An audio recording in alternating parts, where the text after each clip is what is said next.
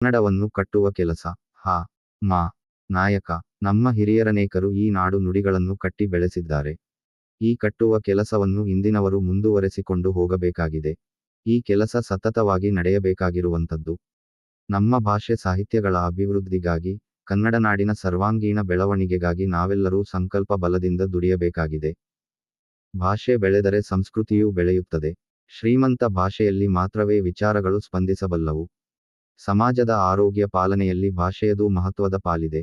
ಭಾಷೆಯ ರಕ್ಷಣೆ ಹಾಗೂ ಸಂವರ್ಧನೆ, ಅದರ ಬಳಕೆ ಹಾಗೂ ಪ್ರಚಾರವನ್ನು ಹೆಚ್ಚಿಸುವುದಕ್ಕೆ ಒಟ್ಟು ಸಮಾಜ, ಸರಕಾರಗಳು ಒಂದಾಗಿ ಸೇರಿ ಕಾರ್ಯಪ್ರವೃತ್ತವಾಗಬೇಕಾಗುತ್ತದೆ. ಭಾಷೆಗೆ ಪ್ರೋತ್ಸಾಹದ ನೀರೆರೆಯಬೇಕಾಗುತ್ತದೆ. ಅದಕ್ಕೆ ಗಾಳಿ, ಬೆಳಕು ದೊರೆಯುವಂತಹ ವಾತಾವರಣವನ್ನು ಕಲ್ಪಿಸಬೇಕಾಗುತ್ತದೆ. ಪರ ಆಕ್ರಮಣದಿಂದ ರಕ್ಷಣೆ ಕೊಡಬೇಕಾಗುತ್ತದೆ. ಇವೆಲ್ಲವೂ ಅನ್ವಯವಾಗುವಂತಹ ಪರಿಸ್ಥಿತಿ ಇಂದು ಕನ್ನಡ ಭಾಷೆಗೆ ಇದೆ. ಡಾ. ಹ. ಮ. ನಾಯಕರು ಕನ್ನಡ ನಾಡು ನುಡಿಗೆ ಅತ್ಯಗತ್ಯವೂ ಕಾರ್ಯಸಾಧ್ಯವೂ ಆಗಿರುವಂತಹ ಸಲಹೆ ಸೂಚನೆಗಳನ್ನು ಪ್ರಸ್ತುತ ಲೇಖನದಲ್ಲಿ ನೀಡಿದ್ದಾರೆ. ಭಾಷೆ ಬೆಳೆಯದೆ ಜನ ಬೆಳೆಯುವುದಿಲ್ಲ, ನಾಡೂ ಬೆಳೆಯುವುದಿಲ್ಲ, ಸಾಹಿತ್ಯವೂ ಬೆಳೆಯುವುದಿಲ್ಲ. ಭಾಷೆ ಸಂಸ್ಕೃತಿಗಳನ್ನು ಬೆಳೆಸಿಕೊಳ್ಳದ ಜನಾಂಗ ಆಂತರಿಕ ಚೈತನ್ಯವನ್ನು ಕಳೆದುಕೊಳ್ಳುತ್ತದೆ. ಅಂತಹ ಜನಾಂಗದ ಹೊರ ಬದುಕು ಬೆಳೆದರೂ ಒಳಬದುಕು ಬರಡಾಗುತ್ತದೆ. ಕನ್ನಡ ನನ್ನ ಮೊದಲ ಪ್ರೀತಿ, ಎರಡನೆಯ ಪ್ರೀತಿಯೂ ಅದೇ. ಆದ್ದರಿಂದ ಇಲ್ಲಿ ಸವತಿ ಮಾತ್ಸರಕ್ಕೆ ಎಡೆ ಇಲ್ಲ.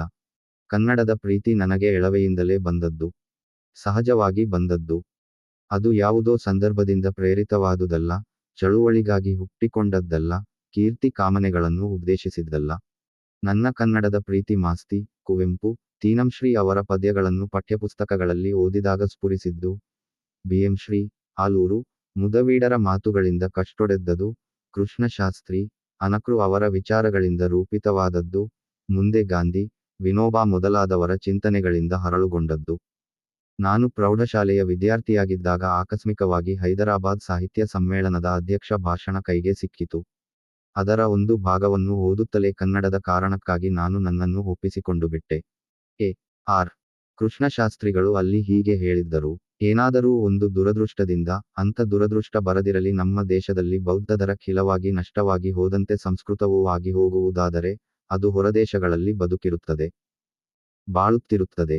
ಆದರೆ ಕನ್ನಡ, ಕನ್ನಡಿಗರೇ, ನಿಮ್ಮ ಕನ್ನಡವನ್ನು ಇಂಡಿಯ ದೇಶದ ದಕ್ಷಿಣ ಭಾಗದಲ್ಲಿ ಒಂದು ಅಂಗೈ ಅಗಲ ಬಿಟ್ಟರೆ ಮತ್ತೆಲ್ಲಿಯೂ ನೋಡಲಾರಿರಿ.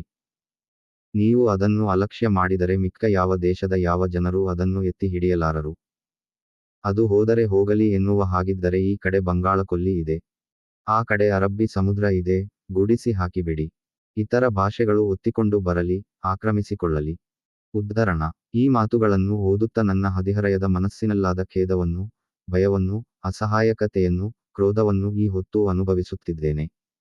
ಕೃಷ್ಣಶಾಸ್ತ್ರಿಗಳು ಇಲ್ಲಿ ಸಂಸ್ಕೃತವನ್ನಷ್ಟೇ ಕೈ ಮಾಡಿ ತೋರಿಸಿರುವರಾದರೂ ಸಂದರ್ಭವು ಕನ್ನಡದ ಎಲ್ಲ ಕುತ್ತುಗಳನ್ನು ಪ್ರಾತಿನಿಧಿಕವಾಗಿ ಸಂಕೇತಿಸುತ್ತದೆಂದು ಇಟ್ಟುಕೊಳ್ಳಬಹುದು. ಇಂಗ್ಲಿಷ್ ಮತ್ತು ಹಿಂದಿ ಭಾಷೆಗಳು ನಮ್ಮ ದೇಶದ ಪ್ರಾಂತೀಯ ಭಾಷೆಗಳ ಸ್ಥಾನವನ್ನು ಆಕ್ರಮಿಸಿಕೊಳ್ಳುತ್ತಿವೆ. ಯಾವ ಯಾವ ಭಾಷೆಗೆ ಯಾವ ಯಾವ ಸ್ಥಾನವಿರಬೇಕೋ ಆ ಮರ್ಯಾದೆಯನ್ನು ನಾವು ಮೀರಬಾರದು.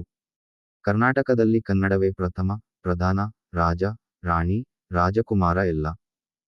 ಮಿಕ್ಕ ಯಾವ ಭಾಷೆಯಾದರೂ ಇಲ್ಲಿ ಸೇವಕರ ಸ್ಥಾನದಲ್ಲಿರಬೇಕು. ಪ್ರತಿಯೊಂದು ಹಿಂದಿಯೇತರ ರಾಜ್ಯದಲ್ಲಿರುವ ಕೇಂದ್ರಾಡಳಿತ ಸಂಸ್ಥೆಗಳು, ಉದ್ಯಮಗಳು, ಕಚೇರಿಗಳು ಆಯಾ ಪ್ರಾದೇಶಿಕ ಭಾಷೆಗಳನ್ನು ಬಳಸದಿರುವುದರಿಂದ ತಮ್ಮಷ್ಟಕ್ಕೆ ದ್ವೀಪಗಳಾಗಿ ನಿಂತಿವೆ. ವಿಮಾನದಲ್ಲಿ ಮೊದಲ ಸಲ ಪ್ರಯಾಣ ಮಾಡಲು ಬಂದಿದ್ದ ನನ್ನ ಮಿತ್ರರೊಬ್ಬರು ಬೆಂಗಳೂರು ವಿಮಾನ ನಿಲ್ದಾಣದಲ್ಲಿ ನನ್ನನ್ನು ಕೇಳಿದರು, ಇದೇನು ಸಾರ್, ನಾವು ಎಲ್ಲಿದ್ದೇವೆ? ಇಲ್ಲಿ ಒಂದೂ ಕನ್ನಡ ಅಕ್ಷರವೇ ಕಾಣಿಸುವುದಿಲ್ಲವಲ್ಲ. ನಾನೆಂದೆ, ಕಾಣಿಸದೆ ಏನು? ಅಲ್ಲಿ ನೋಡಿ ಕಕ್ಕಸ್ಸಿನ ಮೇಲೆ ಕನ್ನಡದಲ್ಲಿ ಗಂಡಸರು ಹೆಂಗಸರು ಎಂದು ಬರೆದಿದ್ದಾರಲ್ಲ. ಇದು ಕೇಂದ್ರ ಸರ್ಕಾರ ಕನ್ನಡಕ್ಕೆ ತೋರಿಸುವ ಮರ್ಯಾದೆ. ಬೆಂಗಳೂರು ವಿಮಾನ ನಿಲ್ದಾಣದಲ್ಲಿ ಕನ್ನಡದಲ್ಲಿ ಸೂಚನೆಗಳಿಲ್ಲದಿದ್ದರೆ ಇನ್ನು ಯಾವ ಕಡೆ ಇರುವುದು ಸಾಧ್ಯ? ವಿಮಾನ ನಿಲ್ದಾಣದ ಎಲ್ಲ ಪ್ರಕಟಣೆಗಳು ಪ್ರಾದೇಶಿಕ ಭಾಷೆಗಳಲ್ಲಿರುವುದು ಅಗತ್ಯ. ಇಂಗ್ಲಿಷ್ ಹಿಂದಿ ಬಾರದವರು ಈ ದೇಶದಲ್ಲಿ ವಿಮಾನ ಪ್ರಯಾಣ ಮಾಡಬಾರದೆ? ಬೆಂಗಳೂರು, ಮಂಗಳೂರು, ಬೆಳಗಾವಿ ವಿಮಾನ ನಿಲ್ದಾಣಗಳಿಂದ ಹೊರಡುವ ಮತ್ತು ಅಲ್ಲಿಗೆ ಬರುವ ವಿಮಾನಗಳೊಳಗಿನ ಪ್ರಕಟಣೆಗಳು ಕನ್ನಡದಲ್ಲಿರಬೇಕು. ಇದೇನು ಬಹು ಖರ್ಚಿನ ಭಾರೀ ದೊಡ್ಡ ಕೆಲಸವಲ್ಲ. ಬಹುಭಾಷೆಗಳ ಈ ರಾಷ್ಟ್ರದಲ್ಲಿ ನಾವು ಒಡೆಯದೆ ಬಾಳಬೇಕಾದರೆ ಎಲ್ಲ ಭಾಷೆಗಳ ಸಮಾನ ಬಳಕೆ, ಎಲ್ಲ ಭಾಷೆಗಳಲ್ಲಿ ಸಮಾನ ಗೌರವ ಅತ್ಯಗತ್ಯ. ಕೇಂದ್ರ ಸರ್ಕಾರದ ಕಚೇರಿ ಯಾವ ರಾಜ್ಯದಲ್ಲಿರುತ್ತದೋ ಆ ರಾಜ್ಯದ ಭಾಷೆಯನ್ನು ಅದು ಅಲ್ಲಿನ ಜನರೊಂದಿಗೆ ಮತ್ತು ಸರ್ಕಾರದೊಂದಿಗೆ ಬಳಸಬೇಕು. ಆ ರಾಜ್ಯದಲ್ಲಿರುವ ಕೇಂದ್ರ ಸರ್ಕಾರದ ನೌಕರರು ಆ ರಾಜ್ಯದ ಭಾಷೆಯನ್ನು ಬಲ್ಲವರಾಗಿರಬೇಕು ಎಂದು ರಾಜಮನ್ನಾರ್ ಸಮಿತಿಯ ವರದಿ ಹೇಳಿದೆ. ಆದುದರಿಂದ ಈ ಭಾಷೆಯ ಸಮಸ್ಯೆ ಕೇಂದ್ರ, ರಾಜ್ಯಗಳ ಸಂಬಂಧದಲ್ಲಿ ಬಹಳ ಮುಖ್ಯ ವಿಷಯವಾಗಿದೆ. ರೈಲ್ವೆ, ಅಂಚೆ ಮತ್ತು ತಂತಿ ಇಲಾಖೆಗಳು ಪ್ರಾದೇಶಿಕ ಭಾಷೆಗಳ ಮೇಲೆ ಸಾಕಷ್ಟು ಮಲತಾಯಿ ಧೋರಣೆ ಬೆಳೆಸಿಕೊಂಡಿವೆ. ಕನ್ನಡ ನಾಡಿನ ಸಣ್ಣ ಪುಟ್ಟ ಊರುಗಳಲ್ಲಿರುವ ರೈಲ್ವೆ ಸ್ಟೇಷನ್ನುಗಳಲ್ಲಿಯೂ ಹಿಂದಿ ಇಂಗ್ಲಿಷ್ಗಳೇ ರಾರಾಜಿಸಿದರೆ ನಾವು ನಮ್ಮ ದೇಶದಲ್ಲಿದ್ದೇವೆಂಬ ಭಾವನೆ ಯಾರಲ್ಲಾದರೂ ಬರುವುದು ಸಾಧ್ಯವೇ? ಲೈಫ್ ಇನ್ಶೂರೆನ್ಸ್ ಕಾರ್ಪೊರೇಷನ್ನಿನಂಥ ಸಂಸ್ಥೆಗಳು, ಬ್ಯಾಂಕುಗಳು ಹೀಗೆ ಕೇಂದ್ರಾಡಳಿತದ ಯಾವ ಸಂಸ್ಥೆಗಳಿಗೆ ಹೋದರೂ ನಾವು ಪರದೇಶಿಗಳೆಂಬ ಭಾವನೆ ಬರುತ್ತದೆ. ಎಲ್ಲಿಯವರೆಗೆ ಈ ಸಂಸ್ಥೆಗಳಲ್ಲಿ ನಮ್ಮದೇ ಭಾಷೆಗಳ ಬಳಕೆಯಾಗುವುದಿಲ್ಲವೋ ಅಲ್ಲಿಯವರೆಗೂ ಈ ಸಂಸ್ಥೆಗಳು ಜನಜೀವನದಿಂದ ಹೊರಗೆ ಉಳಿಯುತ್ತವೆ. ಎಲ್ಲ ಸೂಚನೆಗಳು, ಎಲ್ಲ ಫಾರಂಗಳು, ಎಲ್ಲ ಬರವಣಿಗೆಯ ವ್ಯವಹಾರಗಳು ಕ್ರಮವಾಗಿ ಪ್ರಾದೇಶಿಕ ಭಾಷೆ ಹಿಂದಿ ಮತ್ತು ಇಂಗ್ಲಿಷ್ಗಳಲ್ಲಿರಬೇಕು. ಇದೇ ತ್ರಿಭಾಷಾ ಸೂತ್ರದ ಬಳಕೆ. ಭಾಗ 2 ಮುಂದುವರಿಯುತ್ತದೆ.